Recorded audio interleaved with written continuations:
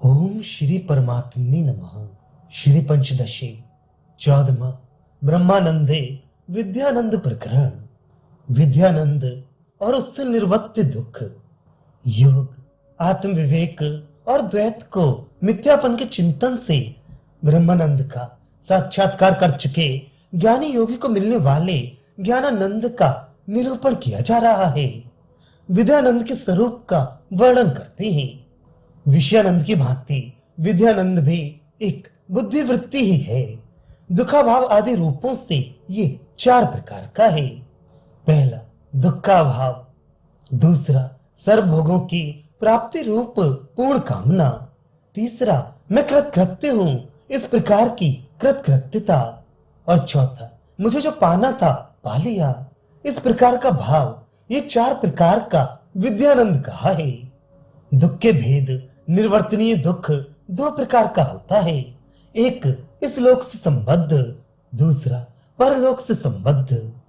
वृद्धरण्य का वचन इस लोक के दुख की निवृत्ति का वर्णन करता है। वो कहता है कि यदि कोई पुरुष आत्मा को जान जाए कि यह मैं हूं, तो किस भोग्य वस्तु की चाहना से और किस भोक्ता के भोग के लिए शरीर के पीछे इसके दुख से दुखी होता फिरे। जीवात्मा और परमात्मा के भेद से आत्मा 2 प्रकार का कहा जाता है। स्थूल, सूक्ष्म और कारण नामक तीनों शरीरों के साथ आत्मा का चेतनता से तादात्म्य होने से ही, अर्थात शरीर में चेतनता का तादात्म्य भ्रम हो जाने पर ही जीव बनकर वे आत्मा भोक्ता कहलाने लगता है। परमात्मा सच्चिदानंद रूप है। वे नाम रूप की कल्पना का अधिष्ठान होने से नाम रूप के साथ तादात्म्य को पाकर भोग्य बनता है। नाम रूप की कल्पना का आधार होने से भ्रांति से नाम रूप मय ही प्रतीत होता है और इस प्रकार भोग्य बन गया है, परंतु वे वस्तुतः भोक्ता नहीं है।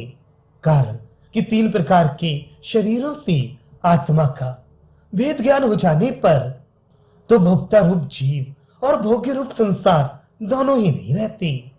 मनुष्य भोक्ता के लिए भोग सामग्री, भोग्य पदार्थों को चाहकर ही शरीर के साथ दुख उठाता फिरता है। वे ज्वर तीनों शरीरों में हैं। आत्मा को ज्वर नहीं होते। वात, पित्त, कफ धातुओं की विषमता होने पर जो रोग होते हैं वे स्थूल देहगत ज्वर कहलाते हैं। काम, क्रोध आदि सूक्ष्म देहगत ज्वर हैं। स्थूल एवं सूक्ष्म दोनों प्रकार के ज्वरों का बीज संस्कार ही कारण देहगत ज्वर कहलाता है।